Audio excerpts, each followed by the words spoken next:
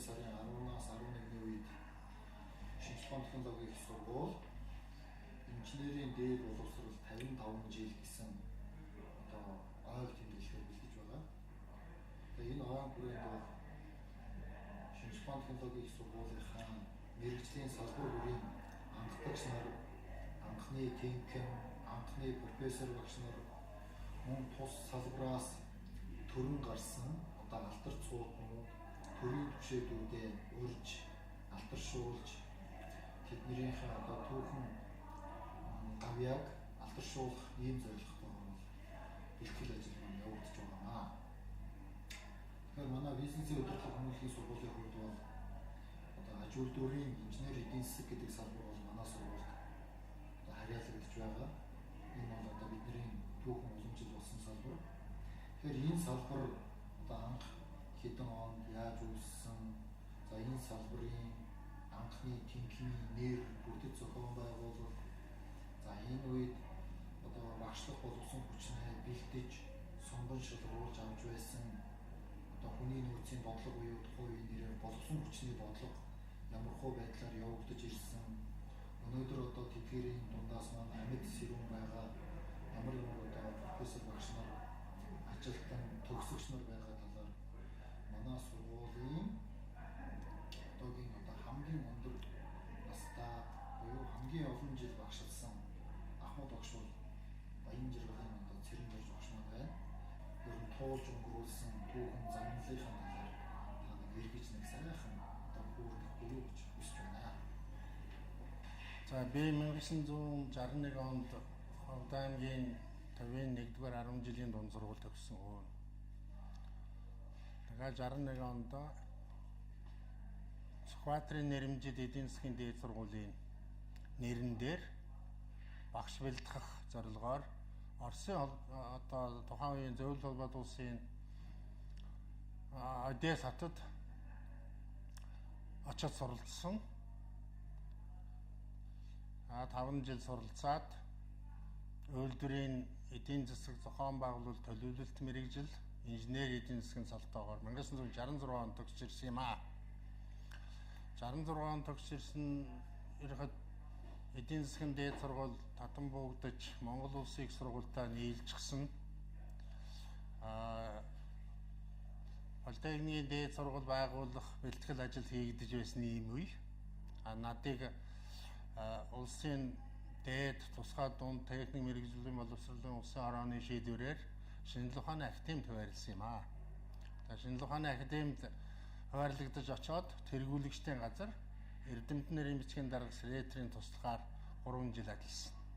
1969 онд Монгол Ардын Хувьсгал намын таваараа улс төрийн товчооны тогтоолоор Монгол Улсын их сургуулийн харьяанд Политехникийн дээд сургууль байгуулагдах шийдвэр гарсан. Тэгээд 70 онд инженер эдийн засгийн сургууль факультет байгуулагдаж аж үйлдвэр, тээвэр, барилгын салбараар инженер эдийн засгчдыг бэлтгэх ажил эхэлсэн ийм үед Монгол Улсын их сургуульд аж үйлдвэр, тээвэр, барилгын салбарын танхимд багшаар анх орж ажилласан. Хас хойш өнөөдөр хүртэл энэ салбарт одоо 50 дахь жилдээ багшилж байна да. Тэ. Анх манай ах бол 1959 онд аж үйлдвэрийн эдийн засагч мэргэжлэр эзэлд авч эхэлсэн. Энэ маань 1966 онд хүртэл үргэлжилсэн. 66 оноос инженер эдийн засагчдыг бэлтгэж эхлэх ажил эхэлсэн. Анхны эзэлт нь бол автоэврийн инженер эдийн засгийн анги юм аа. Дараа нь аж үйлдвэрийн инженер эдийн засаг, барилгын инженер эдийн засгийг авч бэлдэж эхэлсэн. 71 онд тээврийн инженер эдийн засгийн анхны төгсөлт болж энд одоо төгссөн дагваржийн цэрэн доржийг Сүхбаатарын нэрмжит цалинтай төгссөн. Танхимдаа багшаар үлдээж байсан төвөгтэй юм аа. Дараа нь 1973 онд ажуу үйлдвэрийн инженери эдийн засгийн анхны төгсөл болсон. Энэ төгсөлтийн ангиас энэ одоо Санжаагийн дорд сүрнийг танхимдаа багшаар авч үлдсэн юм аа. Хоёр дахь төгсөлт нь 74 онд энэ шуурав Эрдэнэсрэн нарын одоо анги төгссөн. За энэ хоёрыг бол мөн багшаар авч үлдсэн. Эрдэнэсрэн бол сквадрын нэрмжил цалинтай төгссөн. Шуурав бол онд сайн төгссөн. Ийм одоо сайн оюутнууд байсан юм аа. 1975 онд ажуу үйлдвэрийн инженери эдийн засгийн 3 дахь төгсөлт болсон. Энэ төгсөлтөөс одоо Батсүхээр Дамжин сүрэнгийн Батсүх, Довдонгийн Бөвөөбаатар нарыг танхимдаа багшаар авч үлдэж байсан төвхтэй юм л да. Ингээд инженери эдийн засгийн сургалт бол 1990-ад онд хүртэл баг үргэлжилсэн. 90-ад онд бол ардчилсан өөрчлөлт гарч зах зээлийн харилцаанд шилжсэн үе тохиолдсон учраас тэр үеэс эхэлж өнөөдрийн хүртэл бизнесийн удирдлагын чиглэлээр мэргэжилтнүүдийг бэлтгэж байна. Өнөөдрийн байдлаар одоо бизнесийн удирдлага хүмүүнлэгийн сургуульд 11 чиглэлээр мэргэжил бэлтгэж байгаа ажилд гар бие оролцсон ажиллаж байна. Тэгэхээр манай шинжилгээний технологийн сургууль бол инженерийн боловсрол 55 жил гэдгийг сонгож авахдаа Монгол Улсын их сургуулийн математикийн ангид сурж байсан оюутнуудаас 3 дугаар курсээс нь шилжүүлж барилгын инженер бэлтгэх чиглэлээр салгаж авсан энэ үеэс тооцож одоо энэ он цагийг бол гаргаж авж байгаа гэж бол үзэж байгаа. Тэгэхээр энэ үеэс гэхээр бид нар бол 1961-ээс 69 оны хооронд л одоо энэ түүхэн замналаа илүү их тодруулахаар ярьж байгаа гэдгийг бол бас онцолж тэмдэглэж хэлье. Тэгэхээр энэ үеийн одоо түүхийг Ахмад багш нараас болоод түүхэн замналын ном бичгээс энэ төр харах юм бол за анхны гэгдэг хүмүүсийг тодруулахад бол одоо та бүгдээсээ л асууж сургалах нь бол зайлшгүй болоод байгаа. За бидний олж мэдж байгаагаар бол 1962 оны 1 сарын 9-нд одоо тэр үеийн инженер эдийн засгийн факультетийн деканаар бол Дондог Дорж гэж хүн ажиллаж байсан. Тэр үеийн одоо бидний анхны одоо дээд тэнхим гэж нэрлэмээр тэр нэр бол үйлдвэр, барилга, тээврийн эдийн засаг зохион байгуулалт, төлөвлөлтийн тэнхим гэдэг ийм нэртэй байжээ. За энэ үеийн талаар та бас дурсаж өгөхгүй юу? Энэ үед одоо ямар багш нар ажиллаж байв? Ер нь энэ үеийн мэргэжилтнүүдийг яаж оюутнуудыг сонгож аваад бэлтгэхээр одоо болсон юм бэ? Тэр үеийн нийгэм эдийн засгийн нөхцөл байдал, шаардлага нь юу байсан юм бэ? За 1969 онд Политехникийн дээд сургууль байгуулагдсанаар Монгол улсад инженерийн чиглэлийн мэргэжлүүд дээр одоо ихээхэн анхаарал тавьж ажуу үйлдвэрийн эдийн засгийн мэргэжлээр бэлдэж байсан үеийг үргэлжлүүлээд инженер эдийн засгийн факультет байгуулагдсан юм аа. Инженер эдийн засгийн факультет бол факультетийн анхны деканаар одоо төрөнд багш ярьлаа. Тэр ямар дорж үлээ?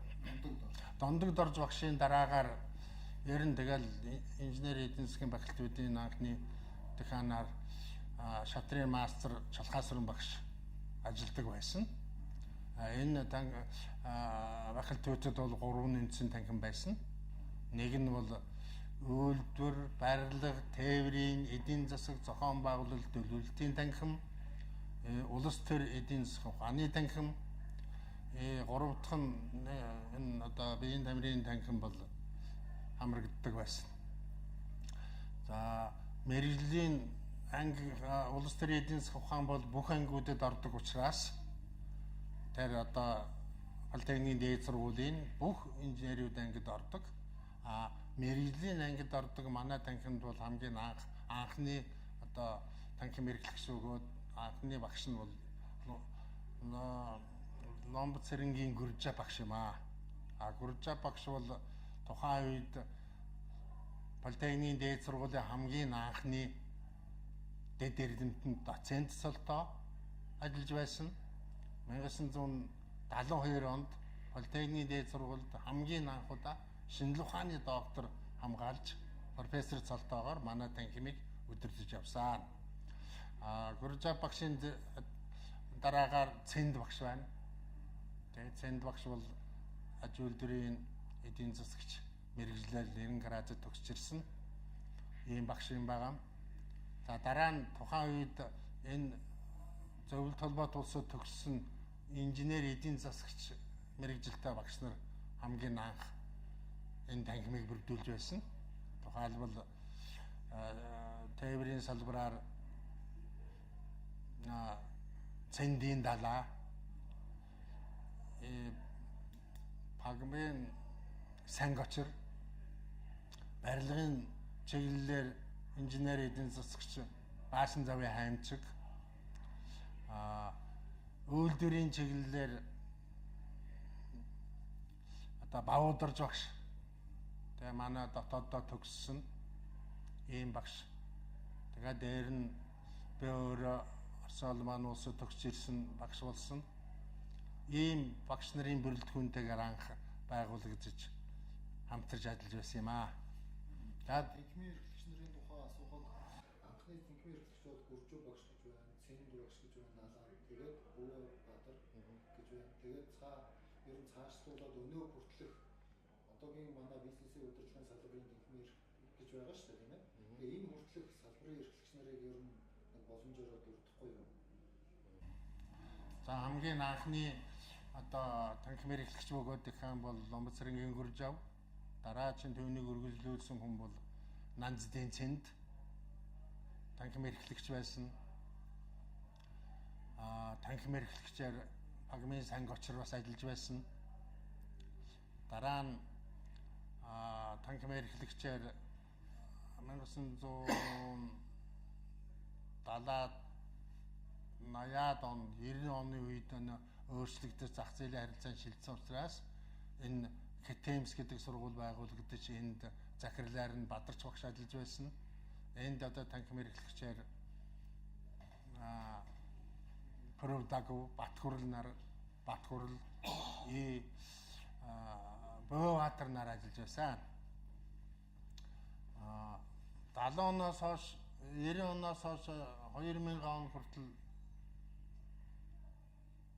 одоо ажиллаж байгаад 2000 оноос сургуулийн нэр бол компьютерийн техник менежментийн сургууль гэсэн нэртэй. Энэ одоо 2014 онд хүртэл ажилласан. Энэ хугацаанд танхимын эрхлэгчээр олон хүн ажиллаж байсан да. Цэндийн далаа, Хадын Пүрвдагов, Омбодоржийн Батхүрэл, Отхон Цэцэг, Оюун Цэцэг гэдэг энэ бүх багш нар өнөөдрийг хүртэл ажиллаж ирлээ л да. За одоо өнгөрсөн Инг Туяа байна. За тэгээд өнгөрсөн одоо хичээлийн жилээс бизнес удирдлагын агшин төвчний сургууль байгуулагдаж энэ сургуулийн одоо захирлаар доктор Бат Төвшин ажиллаж байна. Өнөөдрийн байдлаар бол хоёр үндсэн салбар ажиллаж байна. Бизнесийн удирдлагын салбарын эрхлэгчээр доктор Барс болд ажиллаж байна. Үйлдвэрлэлийн технологийн салбарын эрхлэгчээр шинжлэх ухааны доктор профессор Отхон Цэцэг, Оюун Цэцэг ажиллаж байна. Танхимын эрхлэгч нарын түүхийн хувьд тийм юм байна. Тухайн нэрээр бол одоо инженер эдийн засгийн факультет, улс ордын аж ахуйн факультет гэдэг янз бүрийн нэртэй байсан болтой. Тэгэхээр энэ факультетуудын нэрийн талаар болоод декан, орлогч декануудыг та бас бүрэн өгүүлэхгүй юу? За анхных нь бол Дондогдорж багш гэсэн. Тэр үед бол орлогч деканаар бас янз бүрийн багш нар ажиллаж байсан баг. Зүгээр 67-8 оны үед деканаар Баянтөр, ажиллаж байсан ийм түүх байгаа юм. Чалхаа сүрэн багш дихаан байх үед орлогч дихаанаар бол хадын Перу дагуу ажиллаж байсан. Сүүлд эхний үед бол энэ гүр базар байна. Танкмэр тэр 1975 оны үед манай танхимыг хоёр салгаж, нэг нь бизнесийн, нэг нь удирдлага зохион байгуулалтын танхим, нөгөөх нь бол салбарын эдийн засгийн танхим гэж хоёр танхим байгуулагдаж байсан. Бизнес удирдлагын хэдэн онд уу? 75 онд байхаа да. Энэ үед бол танхимын удирдлагын танхим эрхлэгчээр Нанзадын цэнд, салбарын эдийн засгийн танхим эрхлэгчээр Пагмын санги очрнаар ажиллаж байсан. За 1980-аад оноос энэ үргэлжлээд л одоо энэ хадын Перу дагуу орлогч дихаанаар ажиллаж байсан. Бадарч багш бас орлогч дихаанаар ажиллаж байсан. Ийм түүхтэй ингээд 70-90 он зах зээлийн харилцаанд шилжиж байна л да. Зах зээлийн харилцаанаас хойшгийн хугацаанд бол хамгийн идэвхтэй сайн ажилласан нь бол энэ хадын Перу дагуу, Бат хүрэл, тэ Гомбодоржийн Бат хүрэл. За нар одоо ажиллаж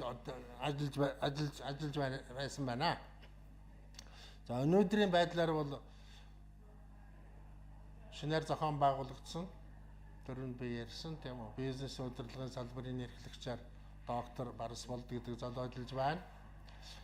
Технологийн салбарын эрхлэгчээр доктор профессор Отгон оюун цэцгнээр ажиллаж байна.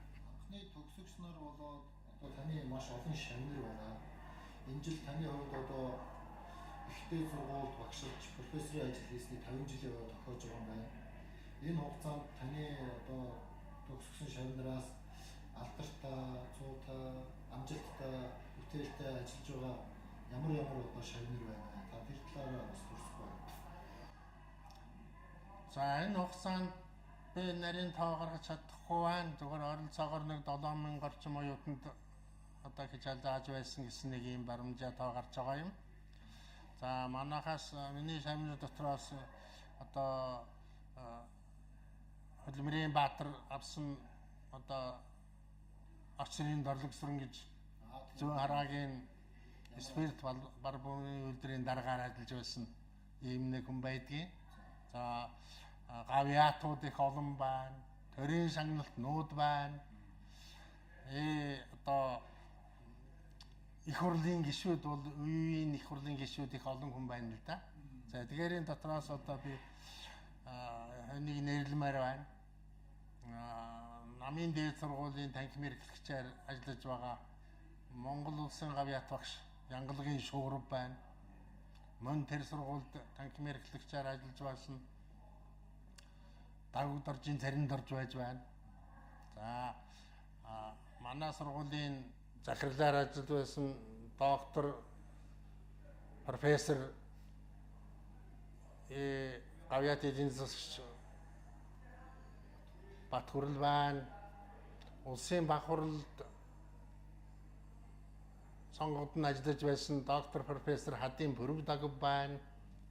Ерөнхийдөө нэг тооцоо гаргаад үзэхэд нэг манай 3 одоо энэ хугацаанд энэ 50 жилийн хугацаанд нэг 65 төгсөгч докторийн зэрэг хамгаалсан ийм тоо бол гарч ирж байгаа юм. Нэг 10-аад гавьяат байна. Нэг тэр улсын хурлын гишүүнээр сонгогдож байсан бас нэг 10-аад гишүүн байна. Мөн түүнчлэн олон нийтийн 1990 оны энэ ардчлалд үнэтэй хөв нэмэр оруулсан Монголын ардчилсан холбооны Улаанбаатар хотын зөвлөлийн дарга их хурлын гишүүн Галсан Бунцгийн Ган хуй гэдэг шав байна. Мөн түүнчлэн одоо үндэсний дэвшил намыг үндэслэн зохион байгуулагч доктор профессор Дамдын сүрэнгийн Батсүх гэдэг төгсөгч байна. Гэх мэт дурдвал их олон одоо төр нийгмийн зөвтгөлтнүүд төгсөгч дотроос гарсан байх юм аа. За тэр үед бол одоо та бүхэн бол Оросын улманы улсад бол мэрэгчлэн бэлтгэгдэж төгсөж ирсэн байна. Мөн тэндээ бас хамгаалсан байна.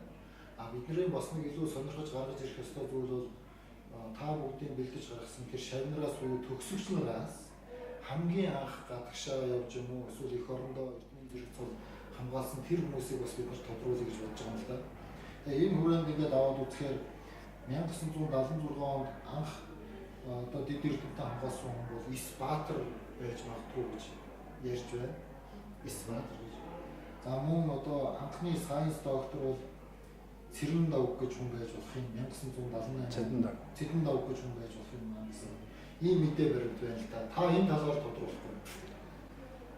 За төгсөгч дотроос хамгийн анх одоо сонголтч тийм байсан бол таарч байна. Манайд багшаар үлдсэн Янгалгийн шуурв, Цэдэн дагуу, Гүржавын Цэдэн дагуу, Баатрын Эрдэнэ сүрэн гэх мэтийн улсууд бүгд зөвлөлт холбоод улсууд явж суралцж докторийн зэрэг хамгаалж ирсэн байдаг юм. Анхных нь одоо энэ Исбаатар гэж юм уу биш үү? Хамгийн анхных нь одоо Баатар мөн л дөө.